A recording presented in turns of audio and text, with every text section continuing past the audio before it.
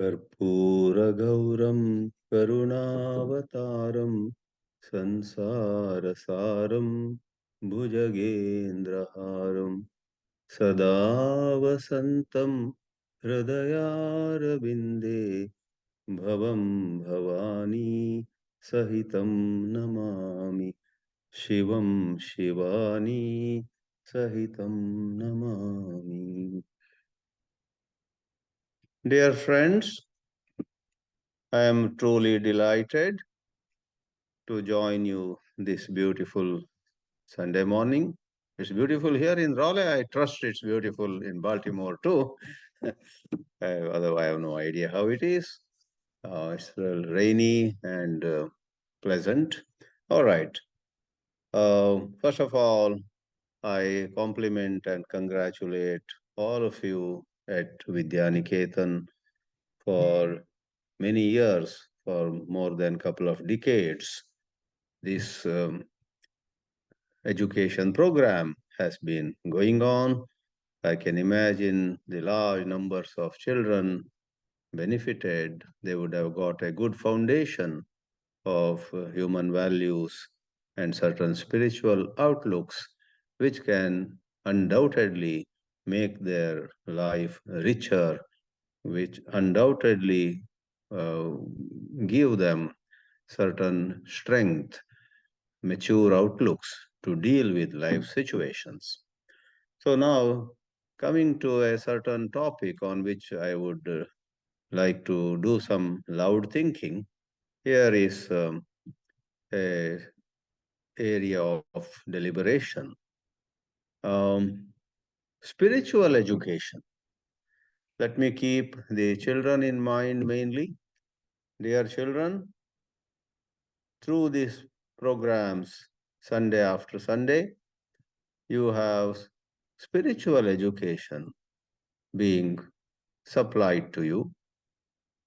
You learn at the school various other subjects, maths or science, English or French, social studies or other. So what is it we are studying here at the Vidyaniketan sessions? We call it spiritual, cultural, religious education too. All right, whatever you call it. What is it about? It is about our becoming better human beings. Let me tell you an old time story. I believe a student had brought a large sized map on paper. Those were days of paper. Now everything is on the screen. Now the things have changed, though those maps on paper have their own charm. So this fourth grade girl had brought a map of the entire United States. And as she was busy at some other part of the house, a younger brother of hers, just some 4 years younger, he didn't know what this was. He picked it up, and little children tend to be mischievous. He tore it out. He tore it off to pieces. It became 10 to 12 pieces. Now, the older child, fourth grader, I said, she had an assignment to finish, and that required this map. Now, as this map went to pieces, she was very worried what to do, and she did not know the country's map so well. So much saddened and much perplexed, she was actually at her wits' end. Then her mother comes and helps her. Let me take a look. And then the mother, she could have put together the map of USA, but she notices something interesting. That particular map had on the back side, you know, one piece had a leg, another piece had a face, another piece had a belly. The mother understood, oh, this sheet may be 2 feet by 3 feet, This sheet has the country's map on one side. On the other, there seems to be the picture of a man, hands and other limbs. So she doesn't put it together. She says to the daughter, do one thing, you put it upside down, every piece. Then you will see parts of a human being. Put that picture of human being together, and then we will put tape and unite, join it. Then we will overturn it. The girl could quickly put together because even small children also know where the head should be, where the legs should be, where the hand should be. So she put together, working on the backside of that whole sheet, which was in 12 pieces, and she ensured that a proper human being, a man, stood there smiling at her. After taping, the whole sheet was overturned, and then they see the country's map is intact. Everything fell in place. Now, that's a story I heard from my spiritual guru, Swami Chinmayananda, long back. Telling us that story, he said, if every human being is straightened, every human being is fixed, to use the colloquial expression, then a whole country would be good. And extend it, the whole world would be a better place to live in if human beings, individuals, are educated how to live, what noble values are, what ethics is, and so on. So that is dharma. We have a Sanskrit word, dharma. Dharma is righteousness. Dharma is doing things rightly, thinking rightly, speaking rightly, and doing rightly. But all this is easy to talk about, but not easy to live. There are so many temptations, so many distractions.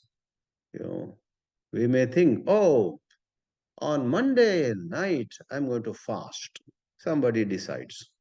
Once three monkeys decided to fast on a Monday evening. And they said it's called upavasa, not eating. Okay, we are Shiva Bhaktas and Somavara, Monday is Shiva's day. Let's do upavas. And they went and they were sitting on a tree very quietly. By the time it was 6 p.m., they were very hungry. And to add to their woes, add to their misery, right, at a short distance, there were banana trees. Ripe bananas were hanging from the tree. The monkeys looked at each other. We should not have decided to fast this evening. One of the monkeys said we should not have told others. It should have been, but we announced in a whole session of Vidyaniketan. We came in and told, look, guys, boys and girls, friends, parents, everybody, listen. We are going to do fasting this Monday evening. Now, someone may come and check also. We are in trouble. But the temptation was so irresistible. One of the monkeys said, let's do one thing. We won't eat, but we'll keep one banana each in our hands. Just hold in hands. The other two monkeys said, yes, that is permitted by the constitution or the books of law. The law of the land permits it. So they plucked a banana each, held in their hand. The second monkey, who had studied some law in no less a place than Washington, D.C. itself, capital of the country. I believe D.C., I'm told, has some wonderful law schools, University of Law. I lived a few years in California, and even today I hear some boy, some girl, those days who were very young, now they have grown up. They go to Washington, D.C. to study law. Anyway, the second monkey, for humor's sake, I said, had studied law, said, we decided only not to eat. We can peel the banana. There is no violation. The law permits it. Then the third monkey, after another 5 minutes, said, "It's okay to even put in the mouth, don't eat." So now rest of the story is left to anybody's imagination. Now you and I, no matter young or old, come under various temptations. Temptations pull us towards pleasure, and provocations make us get violent, angry. All of you know something called road rage. On the highways, on the freeways, when another car, passes by, overtakes, goes ahead, people get wild. And there have been incidents when they have taken a gun out and hit that person who just went ahead. How do you explain this? Yes, that's what the mind of you and me is. We human beings, in a manner of saying, have so much goodness in us, undeniably, but we also have certain crude and rude instincts in us. It's difficult to uh, predict how we will behave in a given situation. So, spiritual education is all about training ourselves, training our senses, training our thoughts, training our feelings. These days, I'm sure many of you have heard, and some of you may have read up a little also, something called emotional maturity, emotional intelligence.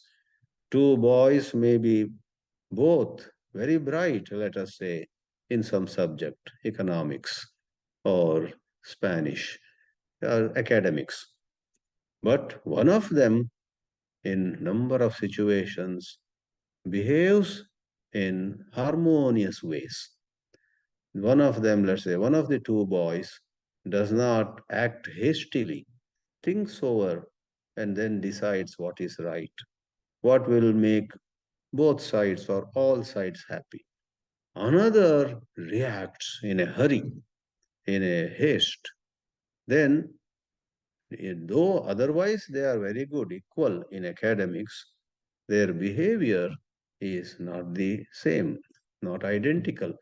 So, you and I wish to deal with situations at home, with parents, with siblings, at school, with classmates and others, with teachers, with the school management, and even in various places in the society, in various get togethers. As people grow up, they marry, then raising a family also is a challenge. Friends, I tell you, life is not a bed of roses for anybody. Even celebrities, eminent people, even Swamijis, even, you know, fathers in Christianity, rabbi, in Judaism, they all give religious instruction on Sundays or other days to large numbers of people. You think for them life is a bed of roses that is very easy, cakewalk? No way. Till our last breath, you and I have challenges. And one of the main adversaries or one of the people whom we have to face is we ourselves. We have to face our own mind. Therefore, Sri Krishna in the Bhagavad Gita says to us, your own mind is your best friend. Your own mind can be your worst enemy. It depends on how you educate your mind, how you train your mind. So, these sessions at Vidyaniketan and anywhere else too. Right now in North Carolina, I am interacting with a similar institution, Sanskar Gurukul. Here also some 250 children and some 20 or more teachers meet every week. All of us need this. So it's one side of it is our own becoming more mature. For on occasions, we can disrupt. whatever peace that could be among people, or we can contribute to peace. Spirituality is about fostering, nurturing peace. It's about working towards justice. For in our life, it's not enough. If we get good food and good dress to wear and have nice cars to move about in, we always look for justice. It should be whatever happens should look fair. It should not have false values, prejudice, bias, and so on. And all this is not so easy to accomplish unless we, the members involved in a transaction, are well informed as well as trained ourselves. Even getting up early in the morning is a challenge for a lot of us. Every morning, the Mahabharata war takes place. We have to fight against not Pandavas against Kauravas, but we have to fight against our own thoughts. For a thought arises, oh, how does it matter if one morning I get up late? You know, in fact, there was a story of a 6-year-old, not 6-year-old, sixth grade boy, that is 12-year-old, let us say. Sixth grade boy who accompanied his mother to what you call a satsang. There was a spiritual discourse being given. And the teacher at the spiritual um, event said, well, everything happens by the will of God. Whatever God decides happens. If you wish to become somebody, you want to be an attorney, that will happen if God wishes that you be an attorney, etc. Now, the mother and son were sitting at the spiritual get together, and they cooked. After that was over, they went home. The son, the sixth grader, was very deeply touched by that teaching that everything happens by the will of God. Without God willing it, even a blade of grass does not move. All this was said by the learned speaker. They came home, they had dinner, and they rested. Next morning, the boy would not get up. It was 6, it was 6:30. The mother went and shook him. His name was Mohan. Mohan, get up. Mohan, wake up. Mohan, you got to get ready to go to school. Come on. You know what Mohan said? Looking at his mother, Mom, don't come between God and me. If God wants me to wake up, I will wake up. It's all God's will. And if God has decided that I wake up at 8 a.m. today, 10 a.m. today, can anybody come in the way? Mom, for heaven's sake, don't come between God and me. I get up or don't get up as per God's will. That mother said, my God, this boy accompanied me to the spiritual satsang yesterday, and this is what he has got. She goes back and she finishes some of her work. Finally, this prince, I'm calling the boy Prince now, Prince Mohan, he got up at something like 8:30 a.m. At the school, two periods or two sessions might have been over. But he comes down and, ah, Mom, what is there for breakfast today? You know. So the mother said to him, what breakfast? I did not prepare anything. There are no cereals, no bagels, no bread, no butter here. What are you talking, Mom? Says Mohan. The mother says, I just thought if God wants you to have breakfast, things would come. They would just appear on the table. Everything, the fridge would, in a moment, the fridge will be filled with very good food. and so on. So let me not come between God and you, I thought. Therefore, I did not prepare any breakfast this morning. Mohan says, Mom, don't say like that. I'm very hungry. Give me something. And then he realized he forgives. I mean, he asks for forgiveness. Mom, forgive me. I won't do all this philosophy early morning anymore. Give me breakfast. Of course, the mother had prepared wonderful breakfast. She feeds him, gives him a hug, and says, don't use philosophy at the wrong context. Don't misuse philosophy. No, you and I are that Mohan. Every one of us is like Mohan. We tend to take something said in the Gita or somewhere as is convenient to us. Therefore, you and I need to, number one, study. That's called spiritual education. Number two, very important, whatever we study, we must sincerely try to live those values. We should not use what we study, what we learn in the books and so on in these Vidyaniketan classes only to advise somebody else. You know, we learn something and tell somebody, don't smoke, don't drink alcohol, you must get up early, and so on. And if we ourselves are far from that, that would be pathetic. So, one is we must have the necessary self management. Nobody is saying go to Himalayas or go live in a cave. Nobody is saying, do not enjoy good food, do not wear good dress, and so on. On the contrary, spirituality, spiritual education recognizes, in fact, respects the needs, biological needs, food, clothes, shelter, and so on, security, and emotional needs.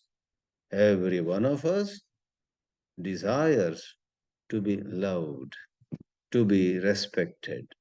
We want others to address us with love and respect. Nobody wants to be insulted. So, spiritual education respects these true needs. But when we step beyond need and we go for greed, then spirituality says, don't be greedy. Don't do things where you enjoy, but others are not allowed to enjoy. You must have a spirit of equality, equal opportunities, and we must share with others what we ourselves have. Sometimes we become givers, some other time we need to receive. We should not think we will always give, we will never receive. Life is not like that. Sometimes we give, some other times we have to receive. We should not feel low when we need to receive food or drink or clothes or some help in some subject. It is a give and take. Let me tell you another interesting story. Once, you know, in our Puranas, there are stories of gods and demons, Deva and Asura, or Deva and Danava, sometimes it is said.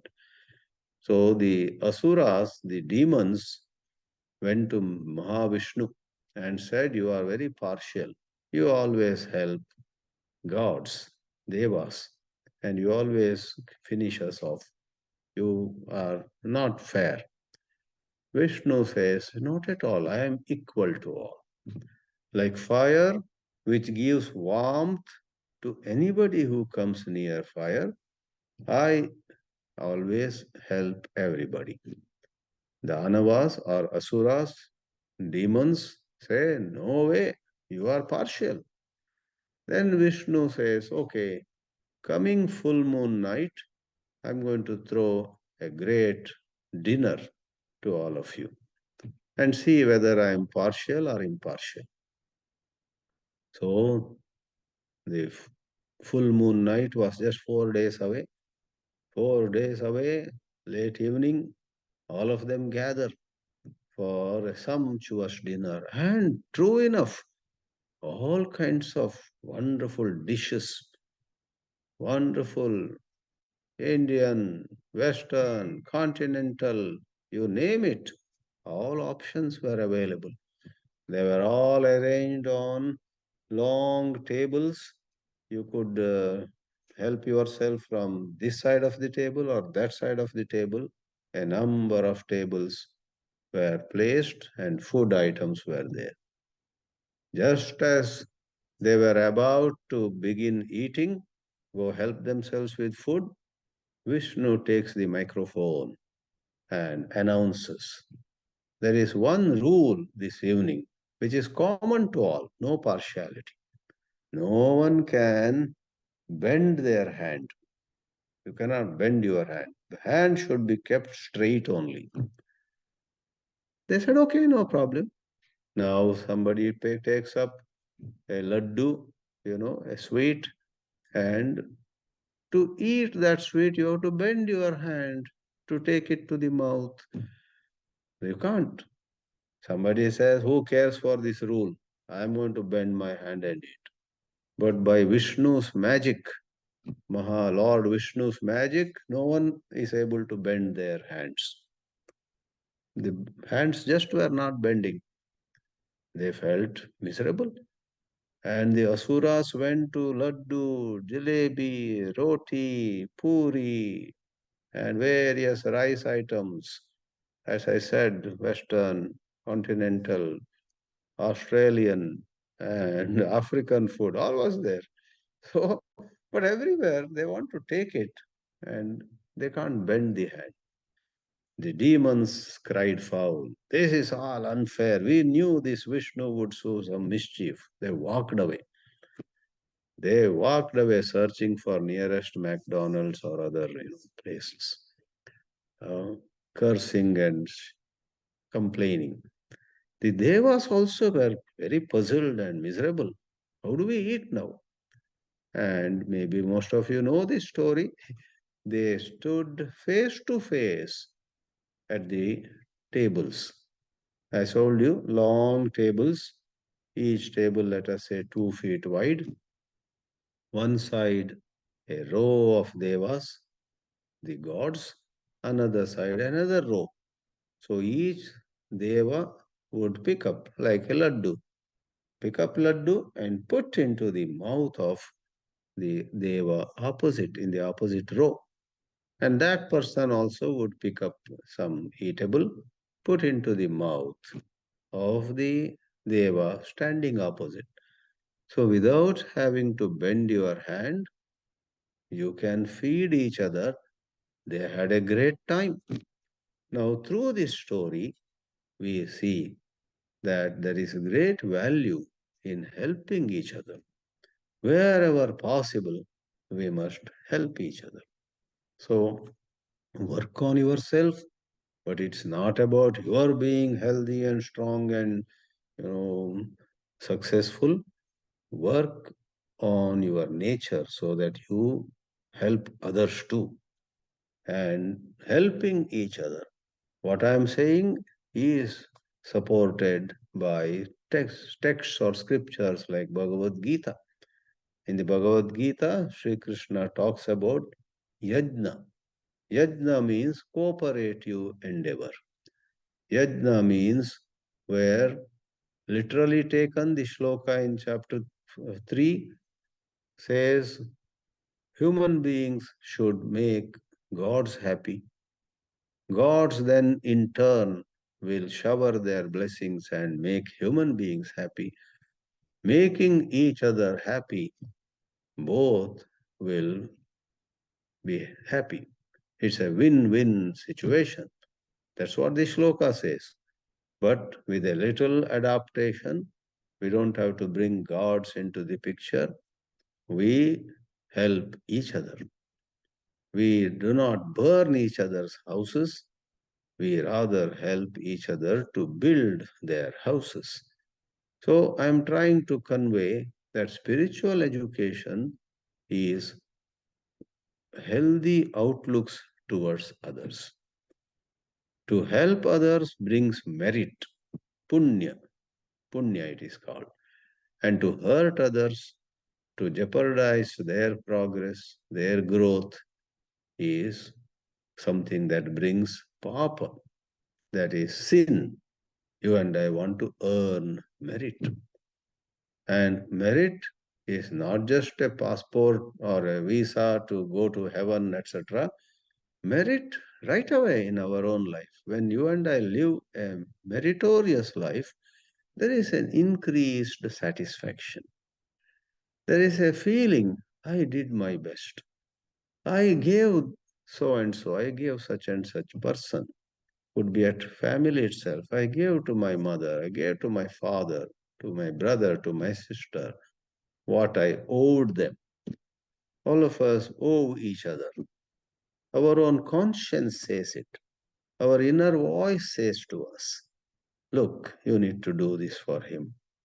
He has helped you on an occasion. This is time you return that goodness. So, for various reasons, whether a book says or not, our own inner voice says to us, do this. This is the right thing to do. And spiritual education gives us the clarity about why we should do so, and spiritual practices. Spirituality should not be just reading books and stuffing the brain with information. Practices. Pray. Sit for 5 minutes and say Om Namo Narayanaya, Om Namo Narayana. Meditate. Sit quietly and observe your own breathing, one form of meditation, and do puja and take part in puja. When some priest is performing a puja, you try to focus on God's form and bring in your bosom sweet emotions. Lord, bless me. Lord, make me a good human being. Lord, or if it is Divine Mother, O Devi, O Divine Mother, take away from me certain tendencies to behave insensitively. Take away from me laziness. We pray, and even modern psychology says what you think about sincerely slowly gets into the way your personality becomes. As you think, so you become. There is an old saying, as you think, so you become. Somebody even elaborated. Sow a thought, reap an action. Sow an action, reap a habit. Sow a habit, reap a character. And sow a character, reap a destiny. All begins with thoughts. So, fundamentally, primarily, if you ask, how does spiritual education help me? It is by giving to us nobler thoughts, harmonious thoughts, thoughts that take us from laziness to hardworking nature, thoughts that take us from selfish ways to service minded ways, thoughts that rather as practices or thoughts that take us from unhappiness to happiness. Who among us doesn't want to be happy? All of us in life want happiness. Everybody may not want a Tesla. Don't tell me. Once I remember long back, I was addressing some children, and that time there was no Tesla, but something I said. Well, everybody may not want a Mercedes. One girl got up. Who says that? All of us want a Mercedes. She said. You American kids are very straightforward, very open. I compliment you on that quality. But along with that, being upfront, being open, being straightforward, ensure that your thoughts and emotions are more and more refined. It's good to be honest and frank and open, but what you are open about should be something right, something virtuous. So about that, towards that, you get better equipped through these spiritual classes. So let me bring my words to a close now, quoting Sri Krishna once more. He says, lift yourself by yourself. Take help, but finally the buck stops at your table. Lift yourself by yourself. Do not allow yourself to get degraded. Do not go down and down by unintelligent choices. Rather, rise and rise by intelligent choices. Do what your own inner voice says is the right thing to do. Do it, though it may be a bit inconvenient, bit uncomfortable. But do what your inner voice says is good for you, good for others. And do not do, in other words, keep away from some possible actions, possible behavior, which your own inner voice says is not going to bring happiness. Today you may feel happy, some pleasure you enjoy, but down the road you may say, oh, I wasted my time. I did not do maybe some homework or something that I had promised to somebody and wasted my time in just watching television and while munching on some food or something like that. Once more, spirituality fully respects and allows you to enjoy life. But as they say, you may have heard, um, every, everything has a place, and everything in its right place makes life beautiful. A place for everything, but everything in its right place. Someone said is the gist of wisdom. So all these classes, all these programs, all this training is for you and me to develop that wisdom. May our life be such that we accommodate many things, hobbies, our own work. Uh, Life has many compartments, place for everything, but everything in its place. We said spiritual education is the way to holistic excellence, excellence in human life. Excellence should not be mere academic excellence, it should be excellence as a human being, as a sister or brother, as a cousin, as a student, as sometimes a teacher. Can you try to be excellent? That excellence may or may not bring much wealth to you. We are not against wealth at all, but we don't want to give high priority to dollars. Wealth and pleasure and so on should be should be included, but primarily you and I should become good human beings where others feel it's so nice to be with her, it's so nice to be related to him. So people feel a certain quality of character. All this is what spiritual education is about. I once more express my happiness at being a speaker at Vidya Niketan, complimenting all of you once more with hearty best wishes. Let me pause here and we can have some interaction for 5 or 10 minutes. I'll be glad to hear your comments or answer some questions if there are any. Thank you. Mahodaya, thing is how to control the anger, even as an adult or a child. How to control the anger and how to calm down and express the feeling. Mhm. Yes, I would give two tips.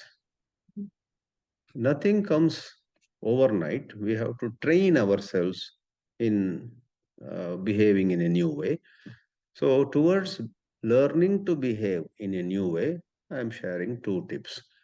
One is whenever anger rises in us, let us train ourselves not to act immediately, not to speak a rude word or to bang the table or to do some action, you in a hurry.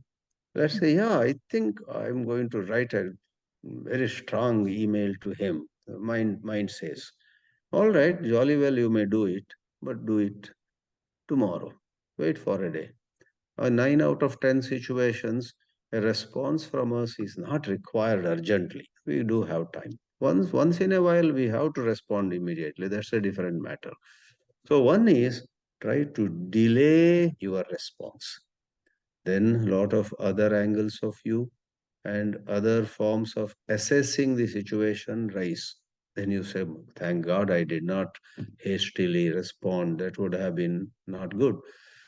The second is, in a related manner to the first, as you buy time by deciding to respond a little later, try to see the situation from different angles of view, especially from the angle of view of the person who is causing disturbance to you. There was a short video in an Indian village scenario. A boy was coming late to class almost every day. The teacher got wild. She said, you have been coming late. The school opens at 8 a.m. You always 8:30, 8:45, and so on. One more time, I will not permit you and I'll tell the principal to throw you out of the school, etc. And then on one morning, this teacher was going for a walk at 7:15 a.m. And then he would quickly come to the school. He saw this boy who was coming late distributing newspaper, dropping newspaper at various homes. Then he said, oh, I didn't know this boy is so poor that when all other children get ready, have a nice breakfast, and walk to the school or come by bicycle and so on, this boy has to work early morning. He has to deliver newspaper to some 25, 30 or more houses. And sometimes because of rain or because of some other conditions, he may get delayed. So in his house, he is also a breadwinner. He has to earn. Then that day, later, when the boy again came some 10 minutes late, the teacher says in front of all students, dear boy, I did not know your side of the story.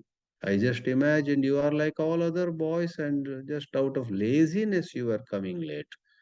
Now, please forgive me for being very rude and harsh to you, etc. In life, too, the others who are involved in a scenario, generally, not always, have some genuine reasons. So we think over, see from all angles. And after seeing it from all angles, even then, suppose we think that person did not behave rightly, I need to give it back to him, then you may jolly well give it back to him. I, for one, do not say never be harsh on anybody. You have to be harsh sometimes for discipline's sake in the organization. You have to be harsh. That also you may go about that in a proper way. Don't send Brahmastra on a little sparrow. Do what is appropriate. So 2 points. One is delay the angry response in speech or action. Second is see things from different angles of view. See a larger picture than what caused it much anger in you would no more do so. Okay. Thank you so much, Mahaday, for coming this morning in very short notice and enlightening us, all the Daniketanam family. It was very nice of you. You explained very nicely by giving very simple example what is spirituality means and how we can apply in real life. I like the example of Mohan. That was very simple example. It is applied not only to children, for all of us, how to. And also, what is the importance of value? You gave the example of Asuras and Vishnu, a story that was amazing. So I don't have words. I don't know how to say. It was so nice. Thanks again from all Vidyaniketanam family for coming in very short notice. Thank you. Thank you, Swamiji. We will now have a couple important announcements for the next sessions. So we are very happy to meet with you again. Some other time I will join all of you. Yes. I enjoyed being with you. Have a nice day. Namaste.